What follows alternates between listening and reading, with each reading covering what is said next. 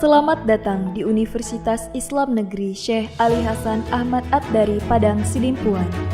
Inilah kampusnya para penuntut ilmu yang berlandaskan keislaman, keindonesiaan, dan kearifan lokal. Lebih dikenal dengan sebutan Theo-Antropo-Ekosentris, Al-Ilahiyah, Al-Insaniyah, Al-Kauniyah, dengan moto cerdas berintegritas. Kampus ini berlokasi di Jalan Tengku Rijal Nurdin, Sihitang, sekitar 4,5 km dari pusat kota Padang Sidimpuan, Sumatera Utara. Dalam catatan sejarah, kampus ini dulunya adalah perguruan tinggi Nahdlatul Ulama tahun 1962, kemudian berubah status menjadi Universitas Nahdlatul Ulama Sumatera Utara pada tahun 1965. Hingga tahun 1968 telah menjadi bagian dari Fakultas Tarbiyah IAIN Imam Bonjol Padang, Sumatera Barat, cabang Padang Sidimpuan. Setelah 5 tahun kemudian, berubah menjadi Fakultas Tarbiyah IAIN Sumatera Utara, cabang Padang Sidimpuan.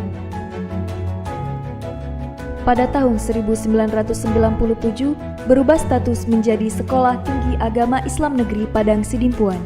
Pada tahun 2014, kemudian beralih status menjadi Institut Agama Islam Negeri Padang Sidimpuan, hingga akhirnya pada tahun 2022 beralih bentuk menjadi Universitas Islam Negeri Syekh Ali Hasan Ahmad Ad-Dari Padang Sidimpuan dengan terbitnya Peraturan Presiden Nomor 87 Tahun 2022.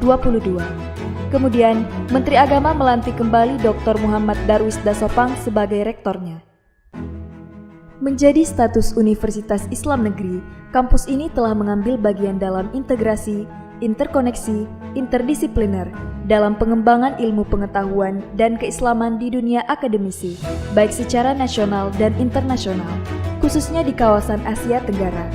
Untuk itu, kampus ini memiliki visi untuk menjadi Universitas Islam bertaraf internasional yang memiliki paradigma keilmuan Theo-Antropo-Ekosentris, Al-Ilahiyah, Al-Insaniyah, Al-Kauniyah dalam membangun masyarakat yang saleh, moderat, cerdas, dan unggul. UIN Syekh Ali Hasan Ahmad Ad-Dari Padang Sidimpuan adalah kampus yang mengusung paradigma keilmuan Theo-Antropo-Ekosentris. Paradigma ini merupakan filosofi kehidupan kampus kita dalam mengembangkan dan melaksanakan tridharma perguruan tinggi yang meliputi pendidikan, penelitian, pengabdian kepada masyarakat. Assalamualaikum warahmatullahi wabarakatuh. Perkenalkan, nama saya Nurmila Lubis.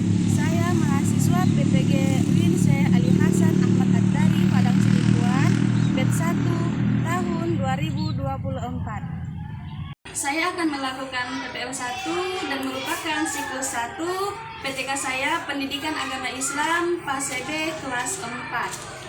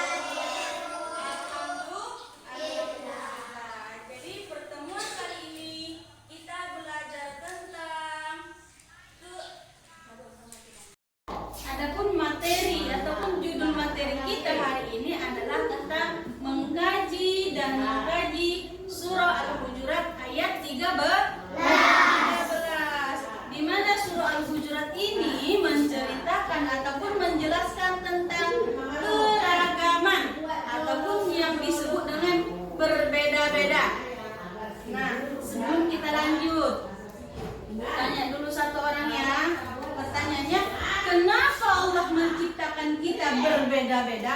Siapa yang mau? Iya. Supaya saling mengenal. Iya, supaya saling mengenal. Tepuk tangan. Ya, bagus jawaban kawan kita. Kenapa Allah menciptakan kita berbeda-beda agar saling mengenal? Iya. Adapun tujuan pelajaran kita, ini kita belajar punya tujuan nggak? Iya. Adapun tujuan kita belajar surah Al-Hujurat pertama, yaitu kita ataupun anak-anak ibu bisa membaca Quran surah Al-Hujurat ayat 13 dengan baik dan benar sesuai makhrajul Quran. Yang kedua, bukan hanya membaca akan tetapi anak-anak ibu bisa menulis Quran surah Al-Hujurat ayat 13. Dan selanjutnya, baca tadi udah, menulis, menghafal Quran surah Al-Hujurat. Dan yang keempat, kita harus paham di dalam surah Al-Hujurat ini apa sih cerita yang terkandung di dalamnya. Jadi inilah tujuan kita belajar surah Al-Hujurat ayat 13 ya. Kita perhatikan dulu ayat yang dibacakan di depannya ya. Perhatikan ke depan semua ya. Ya.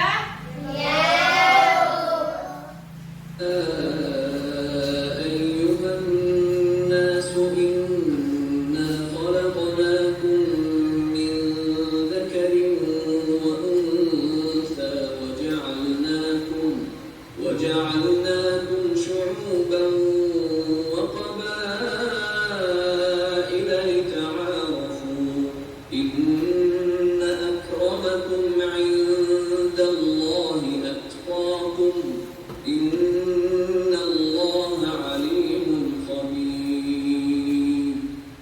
Ya, jadi membaca Quran surah Al-Hujurat itu harus benar ya, harus sesuai dengan makhrajul Quran. Ya, satu orang dulu ibu tunjuk ke depan yang membaca Quran surah Al-Hujurat. Ke depan nak. Dibacakan ya, sama-sama kita dengarkan ya kawan kita yang lagi membaca Quran surah Al-Hujurat ayat 13. Bacakan buat suaranya nak. A'udzu billahi minasyaitonir rajim. Bismillahirrahmanirrahim. Ya ayyuhan nasu inna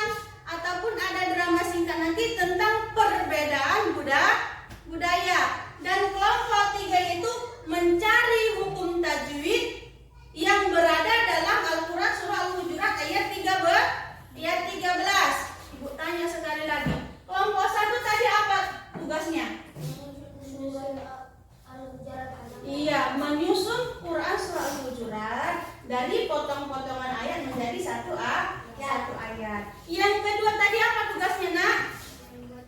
Membuat drama tentang perbedaan. Dan kelompok 3 apa tugasnya? Mencari tajwid di surah Al-Hujurat ayat 13. Iya, mencari hukum tajwid yang berada dalam Al-Quran surah Al-Hujurat ayat 13 ya. Dah, bangkunya berhadapan-hadapan dulu biar diskusi kita. Ini ada belakang dulu, Nak. Ada ini juga. Diskusi. Yang di depan juga ada belakang. Oke, jadi sebelum kita lanjut belajar selanjutnya, Ibu bagi kelompok. Kita bagi kelompok. Ada kelompok A, kelompok B, kelompok C. Di mana setiap kelompok ini Ibu suruh menyusun ayat. Ini ada potong-potongan ayat. Tujuannya apa? Kita belajar menyusun ayat ini ataupun kata-kata ini menjadi satu ayat yang sempurna. Bisa?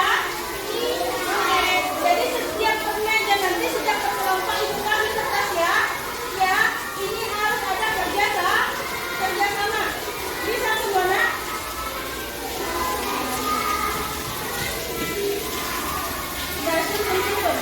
Silakan.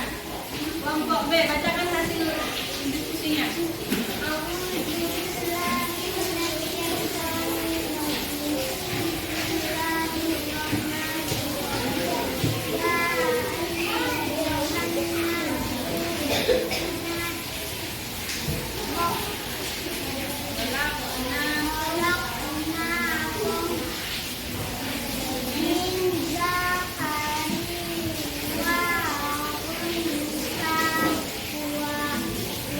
Jadi, berhubung pelajaran kita selesai, dapat kita simpulkan. Perhatikan.